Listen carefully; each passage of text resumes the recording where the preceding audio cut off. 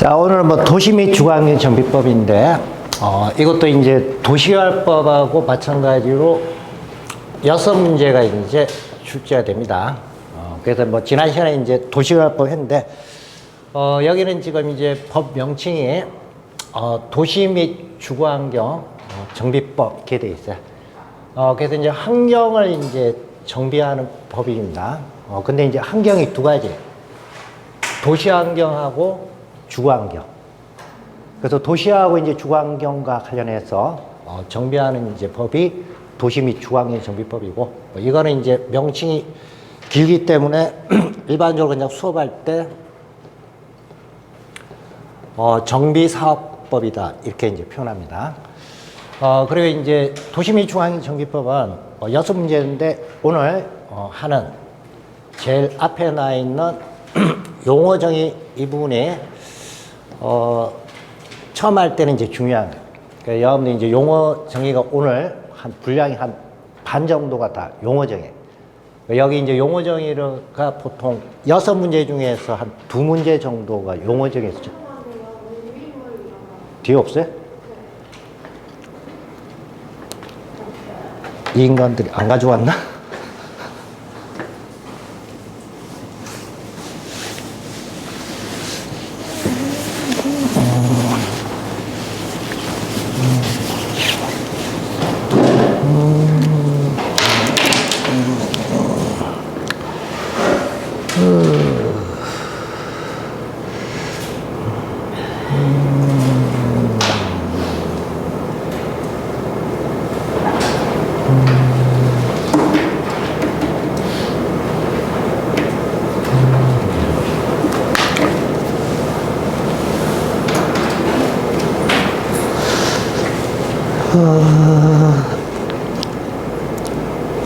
예, 여기 저기 중개사 과정인데요. 공인중개사 과정인데요. 예, 그 오늘 저기 수업 자료 혹시 저기 프린트 안 했습니까? 아니, 메일로 보냈는데. 예, 예, 예. 아까 한 1시 정도에? 예, 예.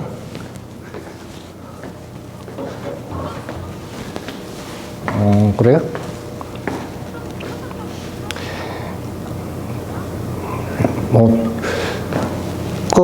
학교, 예, 예, 라이프 뭐, 그러고 해서 보는 거다.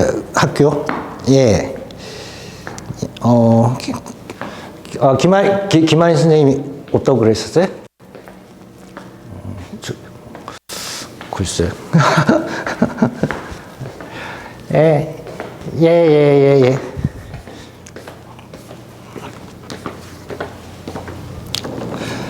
담당자가 오늘 자료 없는 걸로 알고 아마 지금 프린트 해가지고 올 거예요.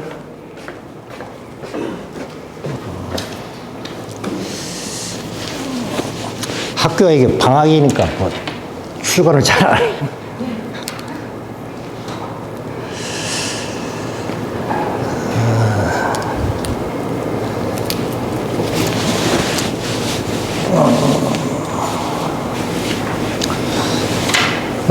그러면 프린트 오면 할까요? 어떻게 할까요? 오면 할까요? 예, 그렇게 하죠. 봐야지.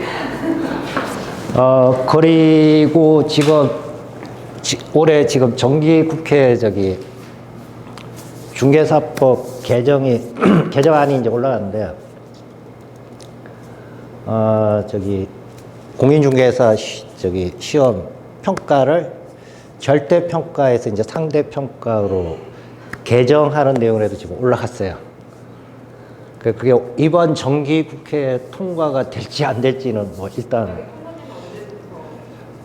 그래서 뭐 그렇게 되면 이제 저기 선발 예정 인원이 이제 정해져 가지고 뭐 공고가 돼요. 올해 시험은 뭐 10,000명 뽑는다. 그렇게 되면 1차 시험은 똑같이 이제 절대평가, 뭐 평균 60점 넘으면 이제 합격인데 2차 시험에서는 이제 성적 순으로 해가지고 10,000명 안에 이제 들어야 합격이 되는 거예요. 그래서 지금 저기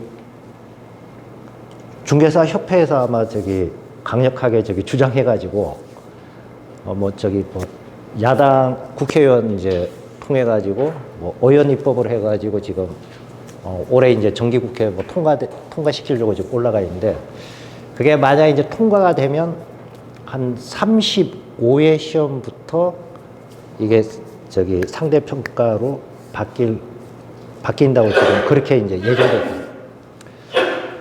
그러니까 아마 한 2년 정도 유예 주고, 그러니까 지금 올해가 이제 32회, 33회, 34회, 3년 정도 이제 유예 주고 35회 시험부터 이제 바뀔 가능성이 있어요. 그거는 일단 법이 이제 그렇게 이제 개정되는지 안 되는지 이제 봐야 되는데, 통과될 가능성이 좀 많지 않느냐 그렇게 봐요. 일단 뭐 협회에서 인원수 줄여야 된다 뭐 항상 이야기하고 있고, 그 다음에 지금 이제 부동산 가격 오르다 보니까 중개 수료가 이제 너무 많다.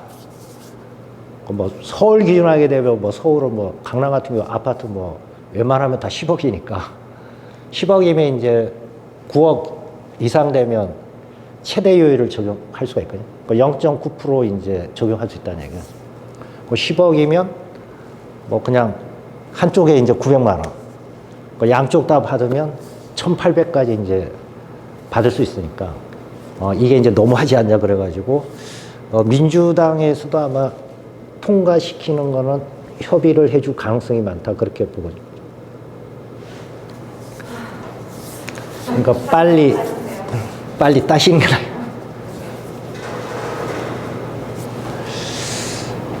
근데 뭐 만약에 상대평가로 바뀌면 시험 최종 합격자 발표 날 때까지 잠을 못 자요 이게. 내가 이게 지금 10,000명 안에 들었는지 안 들었는지 모르잖아요. 그 최종 이제 합격자 발표 날 때까지 굉장히 이제 초조하게 기다려야 돼요. 지금은 이제 절대평가 딱 60점이 이제 시험 끝나면 내가 60점 넘었냐 안 넘었냐 그거 가지고 합격했냐 떨어졌냐 바로 판단되는데, 만약에 상대평가로 바뀌면 상당히 이제 최종 합격자 결정 공고 날 때까지 계속 기다려야 돼요. 주택관리사 시험이 이제 올해부터 상대평가로 바뀌었어요. 근데 이제 주택관리사 올해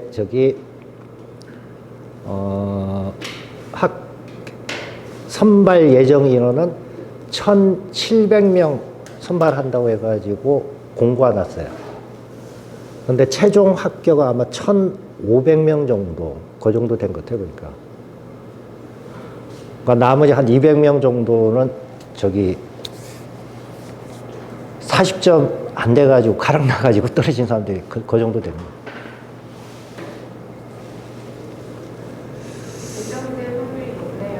예? 상대평가는 되게 되면 뭐 협회에서는 모르겠는데 나머지 관련된 업종에서는 굉장히 피곤하죠.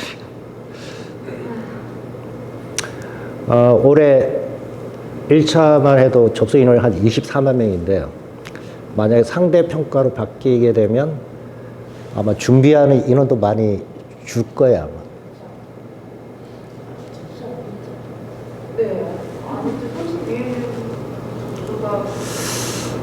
상대평가가 되게 되면 2차 과목은 거의 전 범위가 암기가 돼 있어야 돼요.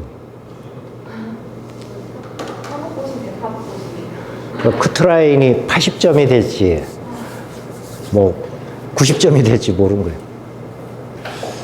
그러니까 지금 경비지도사 같은 경우가 상대평가인데 그게는 커트라인이 거의 92.5, 뭐 95, 거의 2개까지 틀리면 거의 커트라인 선에서 왔다 갔다 하고 3개 정도 틀리면 거의 떨어지느냐 마느냐 그 상황. 그래서 중개사 시험도 만약에 이제 상대평가로 되게 되면 2차 과목 같은 경우에는 거의 시험 전 범위에 대해서 거의 암기가 되어 있어야 실질적으로 이제 될까 말까 그 정도 될 가능성이 많아요. 그래서 저기 아마 학원하고 이쪽에서 지금 막 반대 뭐 이거 해가지고 막 한참 하고 있는데 그 요즘 뭐 저기 청와대 저기 국민청원 있잖아요. 그게도 지금 아마 올라가 있을 거예요. 저기 상대평가하지 말자.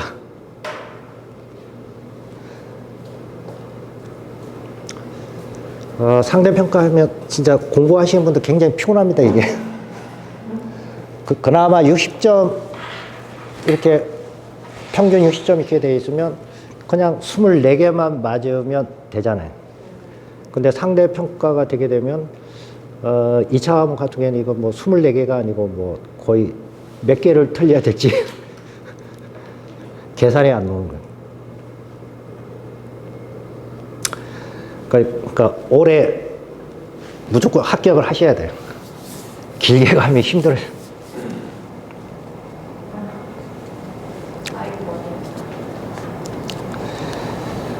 그러니까 오늘부터 집에 가셔가지고 열심히 하셔요.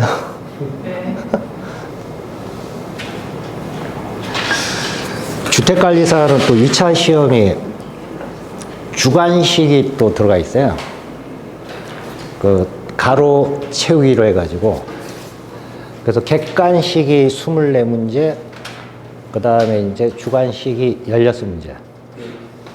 가로치기로 해서 나와 있는데, 관리사 같은 경우에는 그게 채점 하는데 시간이 많이 걸려요. 주관식 시험 같은 경우에 이제 수작업으로 해서 이제 채점을 하거든요. 그러니까 보통 지금 중개사는 이제 전체 다 객관식이니까 그냥 컴퓨터 채점을 하는데, 관리사 같은 경우에는 이제 저기 주관식이 있어가지고 그 담당 공무원들하고 다 앉아서 또 그걸 또 다 주관식도 채점을 해야 돼요. 그러니까 2차 과목 같은 경우에 이제 날짜, 뭐 숫자 이런 거, 그런 거 이제 가로로 해가지고 주로 이제 출제해야 되거든요. 그러니까 거의 관리사 같은 경우에는 2차 과목을 거의 달달달 외워야 이게 뭐 주관식도 이제 대비가 되고 그래. 중개사도 아마 주관식 도입하게 되면 시험 포기할 사람 엄청 많을 거예요. 지금은 이제 그나마 이제 객관식이니까 객관식도 공법하고 공시법 같은 경우에는 좀 상당히 객관식인데도 어렵습니다. 그 공시법 같은 경우에는 등기법 같은 경우가 법무사 시험보다는 약간 좀 낮아요, 수준이. 근데 가끔 가다 저기 등기법이 굉장히 어렵게 출제되는 해가 있어요. 뭐 이상한 거 뭐 가압류 등기나 뭐 가처분 등기 이런 거 생전 보지도 못한 게 문제가 또 출제되는 경우가 있어요. 그런 거는 법무사 일 하시는 분이 출제위원으로 들어가면 그런 게 이제 출제가 될 수도 있어요. 그래서 과거에 한 25회 시험, 26회, 27회 그렇게 3년 동안 등기법이 굉장히 어렵게 나왔어요. 12문제 중에서 정상적으로 공부하고 갔던 사람들이 한 3문제, 4문제 이렇게 그 정도밖에 맞지 못한 그런 상황이 있었어요. 최근에 좀 등기법이 좀 그나마 좀 웬만큼 이제 밸런스 맞춰 출제되는데 종전에 그렇게 어렵게 출제가 된 적이 있어요. 그 공법은 원래 다 포기하고 들어갑니다. 이게 반만 맞자 생각하고. 왜 그러냐, 기존에 출제 안 됐던 부분에서 한 8문제 내지 12문제 정도 출제해야 돼요. 그 완전 생전 처음 보는 거예요. 그런 거는 어쩔 수 없어요. 그냥 찍어야 되고 그까지 그 범위까지 다 공부하려고 그러면 시간이 상당히 많이 가요. 그래서 2차 시험은 재수하신 분들이 점수가 상대적으로 잘 나와요. 왜 그러냐, 전년도에 한 번씩 봤기 때문에. 저기 왔네.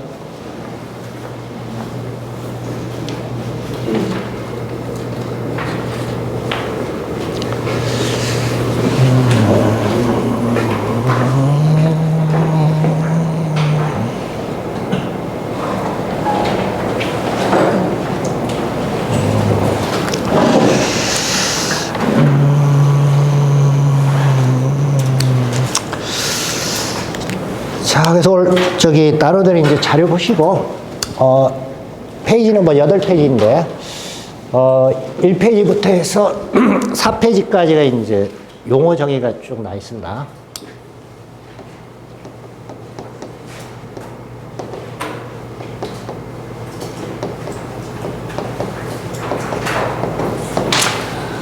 그래서 이제 도시 및 주거환경 정비법을 일단 용어 정의를 일단 잘 해두셔야 돼요. 왜 그러냐면 공법뿐만 아니고 1차 시험 부동산 학개론에서도 여기 용어 정의가 한 문제 정도 출제가 되는 해가 있어요. 왜 그러냐면 부동산 학개론은 말 그대로 여기 이제 개론이니까 부동산 전반에 대해서 출제가 된다는 얘기예요.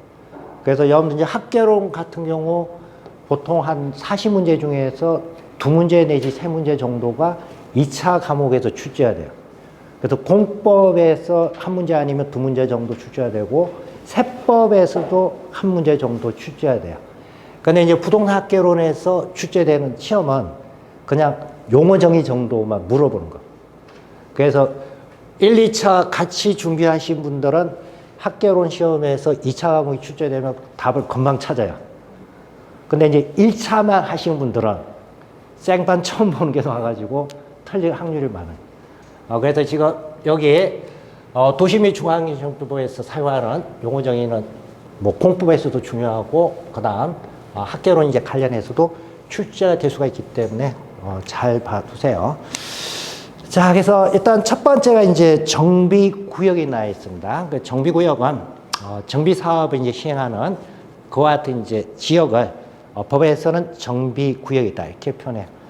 그래서 뭐 역북 제3 뭐 재개발 사업 구역 이렇게 해가지고 지정을 한다는 이야기예요. 그거는 지정 고시가 된 구역이 정비구역이고. 자, 그다음 이제 정비 사업이 나와 있습니다. 자, 정비다 이렇게 이제 표현이 나오죠. 정비라는 건 기존에 있던 걸 고치는 거예요.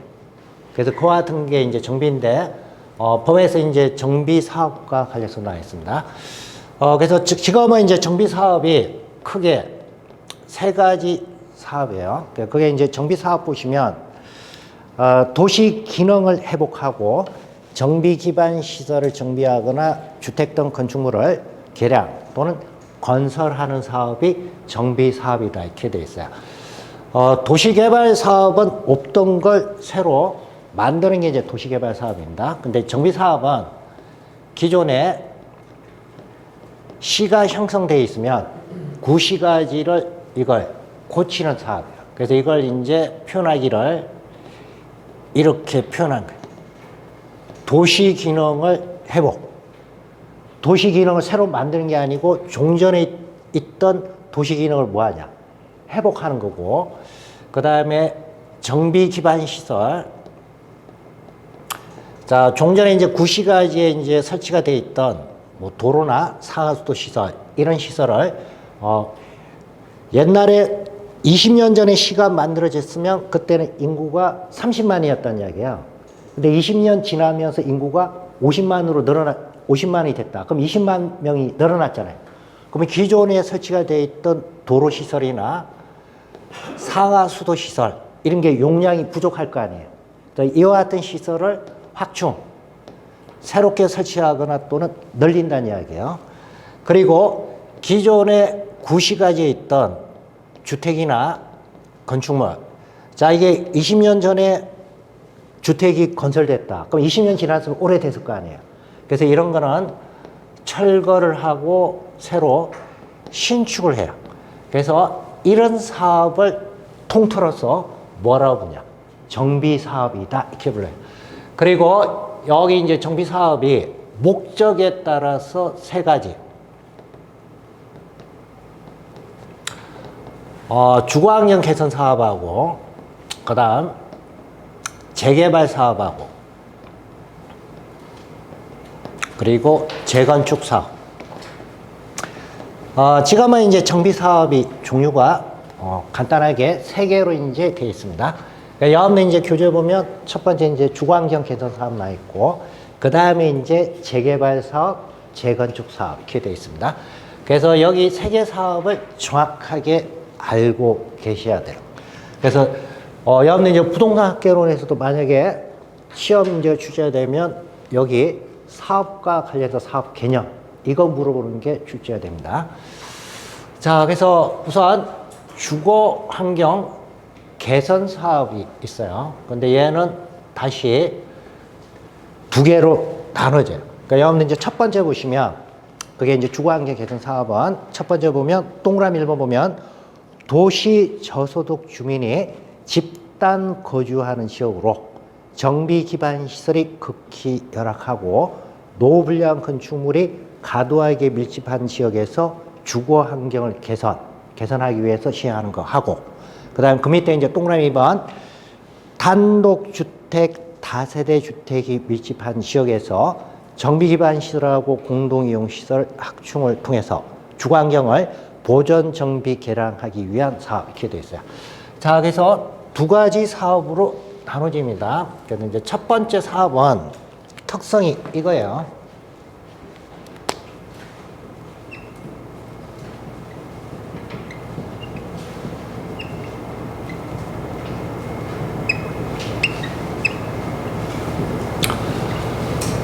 도시 저소득 주민이 집단으로 거주하는 지역이다 이렇게 되어 있습니다. 표현은 이제 이렇게 되어 있는데 과거 옛날 표현으로 이야기하게 되면 이런 지역을 옛날에는 이렇게 표현했어요. 달동네라고. 근데 법 만들 때 달동네다 이렇게는 못할 거 아니에요. 그래서 이걸 표현을 이렇게 하는 거예요. 도시 저소득 주민이 집단으로 거주하는 지역이다. 그 과거로 이야기하면 달동네입니다. 그 여기 이제 동네가 특성이 뭐냐 그러면 정비 기반 시설, 즉 도로나 뭐 상하수도 시설 이와 같은 게 상태가 극히 열악하다.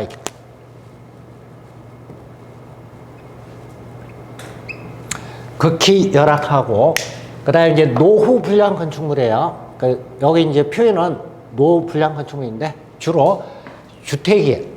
그래서 오래된 주택이 과도하게 밀집되어 있는 이와 같은 이제 지역의 주거 환경을 개선하기 위해서 실시하는 사업이 뭐가 되냐? 주거 환경 개선 사업이다 이렇게 되죠. 그다음에 이제 두 번째는 특성이 단독 주택이나 다세대 주택이 밀집한 지역이다 이렇게 되어 있습니다. 자, 그래서 여기 지역은 건물은 주택은 오래 안 됐어요. 근데 이제 어떤 주택이 주로 모여 있는 지역이냐? 단독 주택이나 다세대 주택이 밀집되어 있는 지역이에요. 근데 옛날에 주택이 들어가 있다 보니까 정비 기반 시설, 그래서 도로나 뭐 상하수 시설 이런 거 하고, 그 다음에 주민 공동 이용 시설, 자 이런 게 과거에 이제 만들어졌으니까 용량이 부족하니까 이걸 뭘 해주냐? 확충, 즉 늘려준다는 얘기예요. 늘려주고 대신 주거 환경과 관련해서는 종전 형태를 보존하거나 또는 개량하거나 정비할 목적으로 해서 시행되는 이와 같은 사업이 어디에 들어가냐? 주거 환경 개선 사업이다 이렇게 되죠. 그래서 주거 환경 개선 사업은 두 가지입니다. 과거에는 얘만 주거 환경 개선 사업이었어요. 그리고 얘는 주거 환경 관리 사업이라고 따로 있었어요. 근데 주거 환경 관리 사업을 지금은 여기다가 다 포함시켰어요. 그래서 지금은 이제 주거 환경 개선 사업이 몇 개냐? 두 개의 내용이 들어가 있습니다. 대상이 도시 저소득 주민이 집단으로 거주하는 지역하고, 그 다음에 단독주택이나 다주택이 밀집되어 있는 지역. 여기 두 개의 지역에서 시행되는 사업이 뭐라고 보냐? 주거 환경 개선 사업이에요. 자, 그래서 일단 두 가지가 있다는 거 잘 좀 기억하시고, 도시 저소득 주민이 집단으로 거주하는 지역인데, 자, 여기는 특성이 이겁니다. 도로 등의 시설이 상태가 어떻게 되어 있냐? 극히 열악하다 이렇게 되죠. 극히가 붙어 있어요. 극히에. 그 다음에 이제 노후불량 주택, 좀 오래된 주택이 과도하게 밀집되어 있는 지역, 이 지역에 주거환경을 개선한다 이렇게 돼 있어요. 자, 그럼 이제 정비 기반 시설 상태가 극히 열악하다 이렇게 되어 있습니다. 그러면 이제 쉽게 자, 대표적인 게 이제 도로예요. 도로인데 도로 상태가 어떻게 되어 있냐? 극히 열악하다 이렇게 되어 있습니다. 자, 그러면 열악은 열악인데 앞에 뭐가 붙어 있어요? 극히자가 붙어 있죠. 그러면 어느 정도 됐을 때가 극히 열악하냐? 잘 모르죠. 근데 시험 문제 이거 물어봐요. 도시 저소득 주민이 집단으로 거주하는 지역은 정비 기반 시설, 즉 도로 상태가 그냥 열악이 아니고 무슨 열악이냐? 극히 열악입니다. 극히 열악. 자, 그래서 이 지역은 여러분들 저기 TV나 인들 보면 뭐 겨울 되면은 저기 뭐 저소득 주민을 위해 가지고 연탄 뭐 저기 공급해 주죠. 그 연탄 공급해 주는데 연탄 배달을 해 주는 차량이 어디까지 들어가냐면 거의 산 중투까지만 들어가요.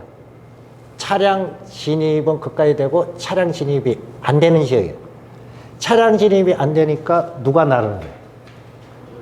사람이 연탄을 메고 들어가잖아요.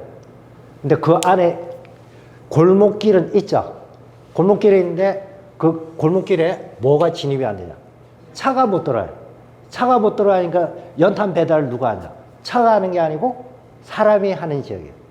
그래서 그런 지역이 여기서 이야기하는 정비 기반 시설 상태가 어떤 상태냐? 극히 열악이에요. 극히 열악. 그리고 오래된 주택이 과도하게 밀집되어 있다 이렇게 되어 있습니다. 그 표현은 이렇게 되어 있어요. 과도하게 밀집되어 있다. 그러면 어느 정도가 됐을 때 과도하게 밀집되어 있는 거냐? 저기 강남에 구룡포 마을이 있어요. 타워 팰리스 옆에 서울에 남아있는 마지막 노다지 땅이 이게 구룡포 마을이에요. 여기는 거의 옛날에 저기 철거민들이 다 비닐하우스 돼 있던 지역에 들어가지고 비닐하우스를 집으로 개조해가지고 사는 집이에요. 그러다 보니까 집하고 집마다 다 지붕이 뭘로 연결되어 있냐면 밧줄로 해서 그냥 다 연결이 돼 있어요. 바람이나 이런 거 이제 바람이 많이 불게 되면 뭐 지붕 날아가니까 지붕 날아가지 못하게 그렇게 되는 거예요. 그렇게 모여 있는 걸 이걸 뭐라고 하냐? 과도하게 밀집되어 있는 지역이다. 자, 그래서 이런 특성을 가지고 있는 지역과 관련해서 만약에 주거환경을 개선한다. 그러면 이와 같은 사업을 뭐라고 하냐? 주거환경 개선 사업이에요. 그리고 여기 단독주택이나 다세대주택이 밀집한 지역이 이렇게 되는데 여기는 집은 오래된 건 아닙니다. 근데 이제 마을이 형성되고 나서 시간 지나다 보니까 도로나 이런 게 부족하다는 이야기야. 그래서 이걸 규모를 이제 늘려주고 집은 소유자들이 그대로 두든지 아니면 소유자들이 집을 고치든지 정비하는 그와 같은 방식에 의해서 사업 시행한 것도 뭐가 되냐? 주거환경 개선 사업이에요. 자, 그러면 여기 주거환경 개선 사업. 자, 여기 이제 두 가지 사업입니다. 여기 이제 두 가지 사업은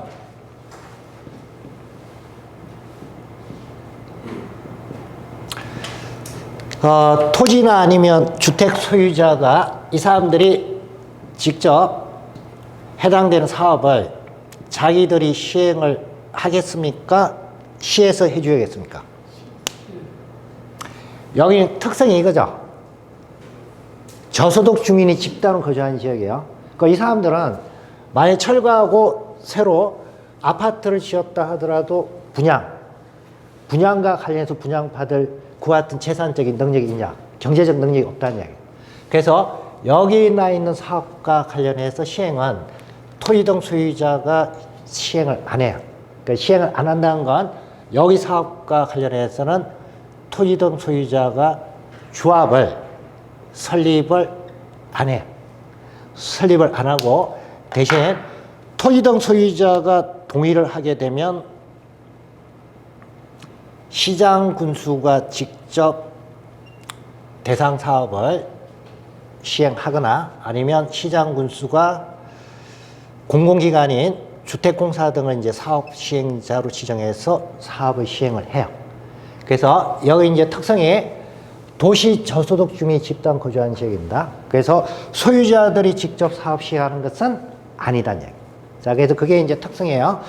그래서 1페이지 제일 밑에 보시면 주거 환경 개선 사업과 관련해서는 토지 등 소유자의 동의를 얻어 시장 군수가 직접 시행하거나 또는 주택공사 등을 사업 시행자로 지정해서 사업을 시행한다 이렇게 되어 있죠.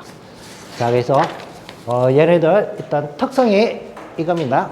자, 그래서 두 개가 들어가 있다는 것 이걸 잘 봐주세요. 자, 그 다음에 이제 재개발 사업입니다.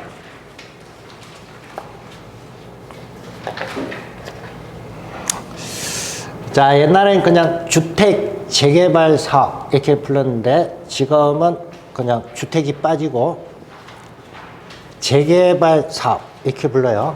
자, 근데 왜 재개발로 바뀌었냐면 과거에 이제 도시환경 정비 사업이 있었습니다. 그게 이제 폐지가 되고 여기 들어갔어요. 그래서 재개발 사업도 두 가지예요. 여러분들 이제 이 페이지 보시면 1번 동그라미 1번하고 동그라미 2번인데 동그라미 1번하고 동그라미 2번은 뭐가 차이냐면 사업 시행 목적이 틀려요. 첫 번째는 재개발 사업이 주거 환경을 개선할 목적으로 해서 시행되는 경우하고 그 다음에 이제 재개발 사업이 주거 환경이 아니고 도시 환경을 개선할 목적으로 시행되는 것. 그래서 두 가지가 들어가 있어요. 그러니까 여러분들 이제 1번 동그라미 1번 보면 정비 기반 시설이 열악하고 노후 불량 건축물이 밀집한 지역에서 주거 환경을 개선할 목적으로 시행하는 재개발 사업하고 그 다음에 동그라미 2번 상업지역, 공업지역 등에서 도시기능의 회복이나 상권 활성화 등을 위해서 도시 환경을 개선하기 위해서 시행하는 경우 이렇게 되어 있어요. 그래서 목적이 두 가지입니다. 재개발 사업에 주거 환경 개선 목적으로 해서 하는 경우하고 도시 환경 개선할 목적으로. 그래서 두 가지 사업이 재개발 사업으로 지금 나눠져 있는 거예요. 자, 그러면 이제 주거 환경 개선 목적으로 재개발 사업 시행은 어느 지역에서 하냐 그 내용인데 자, 얘도 기준이 두 가지가 나와 있습니다.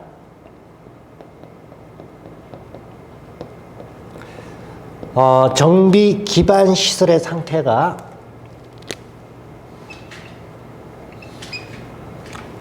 열악하고 그 다음 노후 불량 건축물이 밀집되어 있는 지역에서 주거환경 개선한다 이렇게 되죠.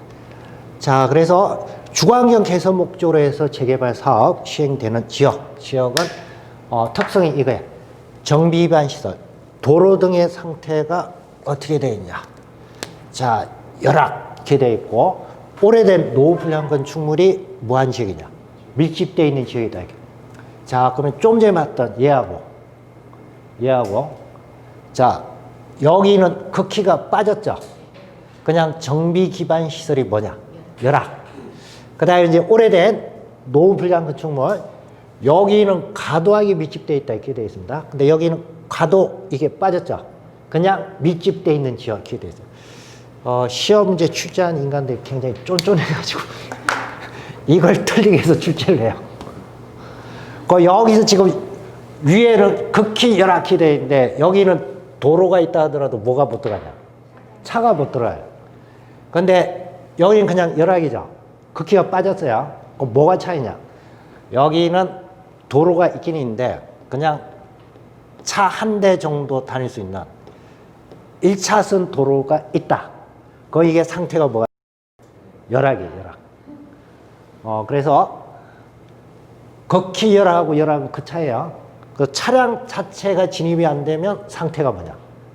극히 열악이고 차가 들어가는데 한 대 1차선 도로만 있다. 그러면 얘는 상태가 뭐가 되냐? 열악이 되는 거예요. 열악. 그 다음에 이제 노불량 건축물입니다. 여기 지금 첫 번째 나인 건 과도하게 밀집되어 있다 이렇게 되어 있어요. 근데 여기는 이제 과도가 빠졌어요. 그냥 밀집되어 있는 지역이에요. 그래서 이거는 이제 산정하는 기준이 있어요. 좀 이따 보겠지만 호수 밀도라고 해서 1만 제곱미터 대지 안에 주택이 몇 개 있냐 이거 가지고 정해요. 그래서 그 비율에 따라서 과도하게 밀집된 것 그리고 밀집 이렇게 나눠져요. 그래서 재개발 사업의 이제 주거환경 개선 사업 좀 전에 봤던 첫 번째 나와 있는 주거환경 개선 사업하고 차이점 이거 조심하시고 그다음에 이제 도시환경 개선입니다. 얘는 목적이 틀린 거예요. 주거환경이 아니고 뭘 개선하냐? 도시환경. 그래서 얘는 공업지역이나 상업지역에서 도시기능 회복이나 상권 활성화를 위해서 도시환경을 개선하기 위해서 시행하는 사업이 여기 재개발 사업에 들어가 있습니다. 그리고 그게 여러분들 이제 교재 보면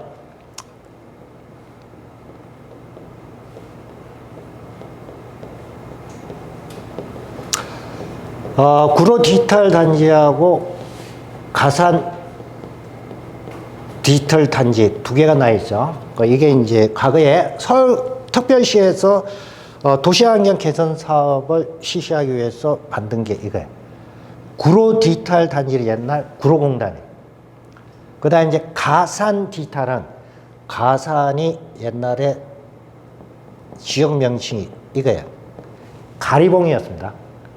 가리봉인데 이미지가 안 좋다고 해가지고 가리봉 동네 이름을 뭘로 바꿨냐? 가산으로 바꿨어요. 그래서 과거에는 가리봉 공단이었어요. 그래서 구로 디지털 단지는 주로 제조, 뭐 TV라든지 이런 거 만드는 지역이고, 그리고 옛날 가리봉 공단 같은 경우에는 주로 뭐 가발이나 이런 거 많이 만들었다는 얘기예요. 그래서 과거엔 다 공단 지역이었습니다. 공단 지역인데 공단을 다 내보내고 다 이걸로 바뀌었어요. 디지털 단지로 바뀌었어요. 그래서 이렇게 실시한 사업이 옛날에는 도시환경 개선 사업 목적으로 해서 실시된 사업이에요. 그 다음 상업지역인데 상업지역은 주로 시장이 있는 지역이에요. 그래서 과거에 자 동대문에 평화시장이 있었습니다. 지금 동대문에 평화시장 있어요, 없어요? 지금은 동대문 평화시장이 없어요. 평화시장이 뭘로 바꿨냐면 동대문 두산타워로 해서 바뀐 거예요.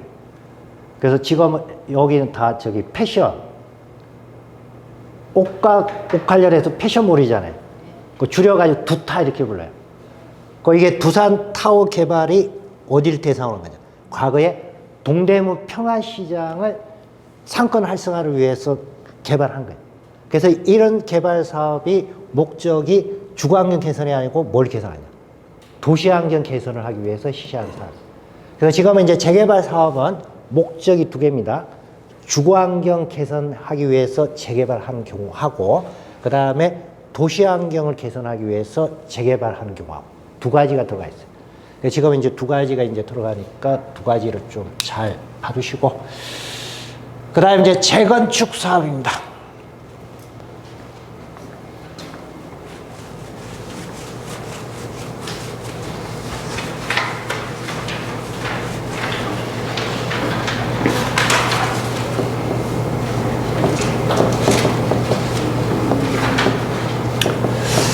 자, 그래서 재건축 사업 뒤에 이제 3페이지 가시면, 정비 기반 시설은 양호하나 노후 불량 건축물에 해당되는 공동주택이 밀집한 지역에서 주거환경을 개선하기 위해서 시행하는 사업이다. 이렇게 돼 있어요.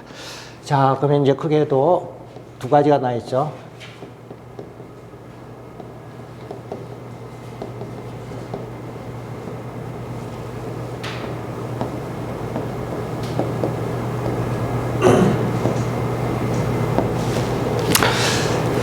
자, 그래서 정비 기반 시설 상태, 도로 등의 이제 상태는 양호하다 이렇게 돼 있어요. 양호한데 노후 불량 건축물에 해당되는 공동주택이 밀집된 지역에서 주거환경을 개선하기 위해서 하면 이게 뭐가 되냐? 재건축 사업. 그 얘는 주택 중에서 일단 뭘 대상하냐? 공동주택, 아파트입니다. 근데 정비 기반 시설, 즉 도로나 상하수 시설 상태는 어떻게 돼 있냐?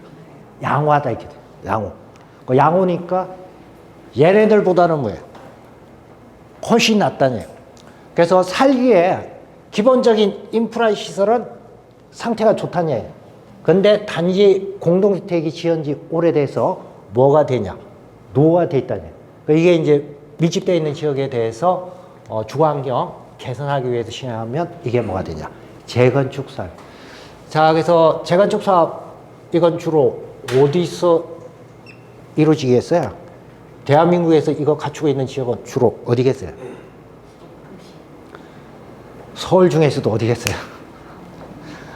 강북은 이게 적용이 안 돼요. 강북은 다 저기 뭐 산 끼고 있어가지고 그래서 여기는 대부분 강남 지역입니다. 강남 지역의 아파트와 관련해서 강남 지역의 아파트가 초기에 들어간 게 1980년대 들어갔잖아요. 그러니까 그 당시에 정비 기반 시설, 즉 도로나 상하수도 인프라는 굉장히 규모를 크게 했기 때문에 아직까지도 상태로 뭐냐? 양호해요. 근데 80년대 주택을 지었으니까 주택 자체가 뭐가 되냐? 노화됐다는 얘기예요. 그러니까 그와 같은 지역을 대상으로 해서 실시가 되는 사업이 뭐가 되냐? 재건축 사업입니다. 그러니까 여러분들 이제 TV 보면 항상 뭐 부동산 대책 나오고 그러면 재건축 관련해서는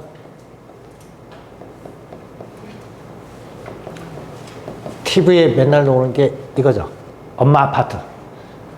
엄마 아파트가 가격이 얼마 올라갈 거냐. 여기가 아마 지금 보통 한 10평에서 14평. 아마 전유부 면적으로 하면 엄마 아파트가 보통 10평 내지 14평에 이게. 근데 한 평에 뭐 6천만 원, 7천만 원 이렇게 가죠. 그래서 10평 가지고 있으면 거의 한 10억 가까이 이렇게 올라갑니다.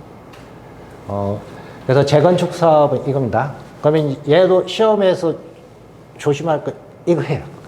정비 기반 시설의 상태는 뭐냐? 양호. 그래서 주거환경 개선 사업에서 도시 저소득 주민이 집단 거주하는 지역은 정비 기반 시설의 상태는 뭐가 되냐? 극히 열악. 그 다음에 재개발 사업과 관련해서 주거환경 개선 사업 목적으로 이루어지는 재개발 사업은 정비 기반 시설의 상태는 뭐냐? 열악. 그리고 재건축 사업과 관련해서는 정비 기반 시설의 상태는 뭐냐? 양호. 이렇게 되어 있어요. 자, 그래서 이 부분을 바꿔가지고 막 출제해야 돼요. 그래서 극히 열악이냐, 양호냐. 그렇게 해서 잘 구분하셔야 됩니다. 자, 그래서 시험 문제 출제 되게 딱 좋아요. 1번, 2번, 3번, 4번, 5번. 보기가 5개가 딱 만들어져요. 그래서 거의 매년 출제되는 부분이에요. 그래서 정비사업, 3가지 정비사업과 관련해서 개념을 정확하게 이제 알아두셔야 됩니다. 그리고 이제 좀 전에 설명했지만 여기 나와 있는 주거 환경 개선 사업은 자, 도시 저소득 주민이 집단으로 거주하는 지역이고 아니면 단독주택이나 다주택이 밀집한 지역이에요. 여기는 아까 토지 등 소유자가 직접 사업 시행한 건 아니다 그랬죠. 시장 군수가 하거나 아니면 주택공사합니다. 근데 이제 나머지 재개발 사업하고